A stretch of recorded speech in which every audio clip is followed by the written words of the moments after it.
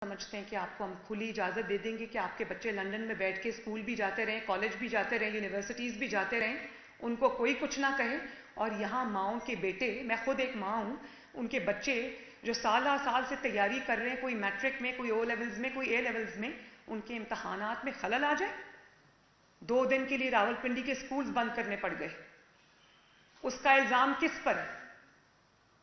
इमरान खान पर है। अपने बच्चों के साथ ये सलूक और कौम के बच्चों के साथ ये सलूक क्यों? क्योंकि वो इमरान खान के बच्चे।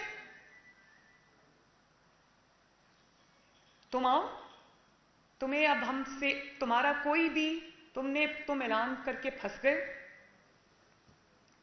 और अब तुम्हारी आज की प्रेस कॉन्फ्रेंस में देख रही थी तो मुझे तुम्हारा जो लटका हुआ चेहरा बता रहा था कि तुम फंस गए हो, गलत फैसला कर बैठे हो। आओ, मैंने कल प्राइम मिनिस्टर से भी कहा है और मैंने इंटीरियर मिनिस्टर से भी कहा है कि इमरान को अरेस्ट ना किया जाए, इसको आने दें।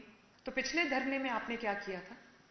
आपने कहा कि हम आगे नहीं आएंगे, हम कोई लॉ एंड ऑर्डर सिचुएशन नहीं करेंगे, क्रिएट करेंगे। और फिर क्या हुआ?